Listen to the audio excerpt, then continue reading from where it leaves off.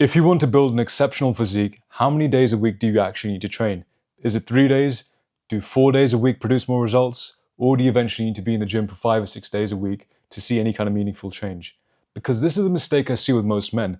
And this is where they go wrong. It's assuming that the more advanced the physique looks, the more complicated and time-consuming the training must be to achieve it. But that's not necessarily true.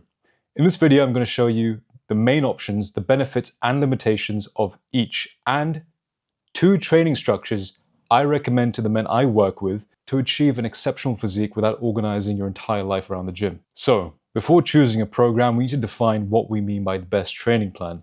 The best plan is not automatically the one that allows you to do the most exercises, accumulate the most sets, or spend the most days in the gym. For most people, the best plan is the one that produces the greatest physical return from an amount of training they can recover from and execute consistently. So I would judge a program against 4 things. Does it train the entire body effectively? Does it produce enough productive work to stimulate progress? Can you recover between sessions? And can you repeat it for months and years rather than for 3 highly motivated weeks at a go? This isn't about doing something within a short space of time and trying to achieve a result as quick as possible. We need to create a system that can sustain itself, something that you can follow as it becomes a part of your lifestyle and habit. The way I want you to see this is that the split is the way you organize the work. The actual stimulus comes from training the relevant muscles with sufficient effort, completing enough productive weekly sets, and gradually improving what you can do across the week. So let's look at the options available. When it comes to working out 2 days a week, at the lowest practical end, you could train twice per week using 2 full body sessions. That can absolutely improve strength and muscle, particularly for someone that's a beginner or somebody just returning back to training. But if building a notably muscular physique is a serious priority for you as a man, 2 days eventually gives you less room to accumulate and distribute enough quality training. Is it viable? Yeah, it's viable, but it wouldn't be my first choice for the goal of attaining a very developed elite physique. Now, the next option is looking at 3 days per week. 3 days a week works extremely well with a full body structure. You train most muscle groups 3 times across the week, but you only need to protect 3, let's say, blocks in your calendar for it. And the major benefit here is the flexibility it offers you. If one session has to move because of work or travel commitments, your entire week doesn't necessarily fall apart. The limitation is that each workout covers the whole body, so poor program design can turn it into a 2-hour marathon. When it comes to training 4 days a week, 4 days works particularly well with an upper-lower split. You train your upper body twice and your lower body twice. This creates more space for additional exercises and targeted physique work while keeping each session focused. And the limitation is quite simple here. You now need 4 reliable training windows rather than 3. So a bit more time will be used in your week for that extra session. 5 days a week, it can work as an upper-lower structure with an additional priority session, perhaps extra focus and emphasis on arms and shoulders, lagging body parts. But 5 days usually solves a very specific problem. We see this with men who are competing or want to develop a very specific physique. So they might allocate the extra day to, again, like I said, working a lagging body part. 6 days is commonly organized as push-pull legs repeated twice. It distributes the work across more potentially shorter sessions and can suit somebody who enjoys training almost daily. So your intensity slightly decreases. You're not hitting each workout with the same amount of effort and intensity in terms of the kind of weight you're lifting, because trying to hit heavy weights 6 days a week doesn't give your body enough time to recover. So you might go a bit lighter with a little bit less intensity so you can hit 6 days a week. It does require a bit more of a higher calendar cost in that you have to spend 6 days a week in the gym. So 6 days can work, but it's simply unnecessary for most men who are trying to build an excellent physique alongside a demanding life. So what's the real trade-off? Training more frequently doesn't automatically create a greater stimulus. It gives you more sessions in which to distribute that stimulus. The stimulus being the weight you're lifting and your muscles adapting to it. That can be helpful when your workouts become too long, or when you need more weekly volume, or when one muscle group requires additional attention. But if you can already perform enough high quality work in 3 or 4 sessions, adding another day may only add more complexity to your program, time required, as well as recovery demands.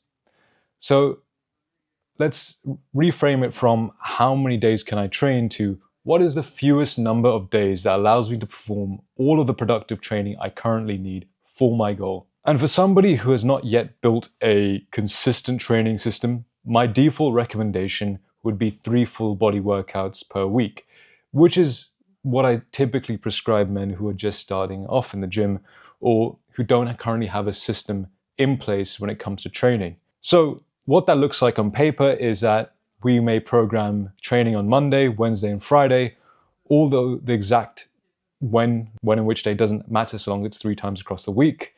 Each session would require 5 or 6 movements at the most. And the way we structure this is that you'd normally have one primary lower body movement, one pushing movement, one pulling movement, a second lower body pattern like a hinge, and 1 or 2 more exercises on areas like your shoulders and arms. A simple session could look like this, right? A leg press or a squat pattern, a chest press, a row or a pull down, a Romanian deadlift, which is a hinge pattern, or a leg curl to work on your hamstrings, a lateral raise for the shoulders, and 1 arm exercise. And the exercises would change slightly between the 3 sessions so that you're not repeatedly loading the body in the exact same way. So a bit of variety. The objective is not to perform every possible exercise that's available in your gym or use all the machines. It's more so to cover the major movement patterns and accumulate productive work without allowing the session to become unnecessarily long. So prioritizing large lower body, pushing and pulling movements is also one of the clearest ways to make resistance training much more time efficient. So the other option here is a 4-day upper lower. This is probably the sweet spot for somebody who already trains consistently and wants slightly more room to develop an exceptional physique, in that you're hitting each body part twice a week. So you're allowing for the most work to happen in the most efficient way possible. And that's actually how I train. It's what I prefer as well.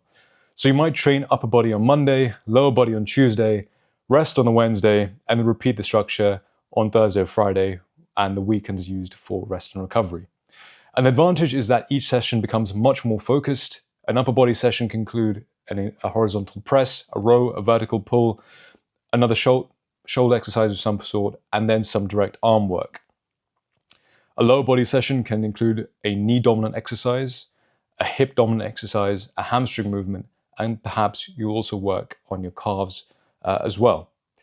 And because that work is distributed across 4 days, you have a lot more room to emphasize areas that contribute disproportionately to an impressive physique. So getting that V-taper, developing that musculature to have those round delts, as well as also developing bigger arms, which is what we typically see from a lot of the men we work with.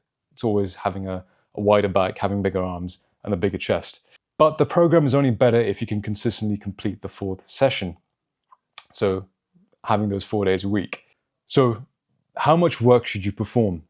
Whichever structure you choose, the program still needs an appropriate training dose. I designed this video for the men I work with, men that are entrepreneurs, founders, men that are running 6 to 8 figure businesses.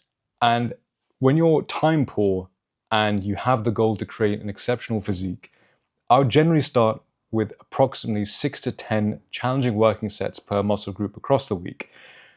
And that's a starting range, not a universal ceiling I'm trying to prescribe for. Some muscles and some individuals may eventually benefit from more. But the idea here is that we want to begin with enough work to progress rather than starting with the maximum amount you can tolerate. That's the training philosophy here. And current evidence supports a relationship between weekly training volume and muscle growth, with approximately 10 sets per a muscle group serving as a useful general reference point. And most working sets should finish close enough to failure. So failure being when you can't perform the movement effectively and your muscle essentially gives up. So you want to be working close enough to failure that the final repetitions are genuinely difficult, in that you can't execute the exercise with the best form. And you don't necessarily need to take each in every compound movement to absolute failure, but just shy of it. Leaving approximately 1 to 3 technically sound repetitions available will often provide a very strong stimulus while controlling unnecessary fatigue. And research indicates that training close to failure can produce similar hypertrophy than reaching complete momentary failure, although your effort still matters. So the most important part that I want to get to here is progression. That's a final ingredient. You should be recording your exercises, weights, and repetitions. If you use the same exercises with the same weights for the same repetitions for the next 6 months, the fact that you train 4 days rather than 3 will not save you, it won't rescue the program, it will not give you the meaningful results that you want to create an exceptional physique. Your objective is to gradually improve your strength throughout your program, improving your performance while maintaining good execution. And that might mean adding an extra repetition, adding a small amount of weight, or eventually adding another productive set when progress and recovery justify it. And that is progressive overload. And you don't need to change the entire program every few weeks. You need enough consistency to demonstrate that you're becoming stronger within that program. So the question arises, which option do you choose? Do you choose 3 full body sessions a week? If your schedule changes regularly, you travel a lot and you're still building training consistency, or want the greatest physical return from the fewest gym visits, go for 3 days a week. If that's what your schedule allows for. Choose the 4-day sessions where you're doing upper lower twice a week if you can reliably protect 4 training windows. And if you're already training consistently as well, and you need more room for weekly volume or physique specialization. So one thing I should add is, with what I've seen with certain men I've worked with, is that high level of ambition that they have in other facets of their life, whether that be their business or whatever they're building, sometimes translates to how they view the gym. And that often means them trying to add an extra session or an extra day of work to a program I've already designed, right? And it's because there's this hidden assumption that more training and more work, adding more complexity, will lead to better results and more results. And I'm here to tell you that's not the case. Good program design takes into account things like recovery and the restoration needed for your body to make those adaptations to get stronger and build muscle and build that physique.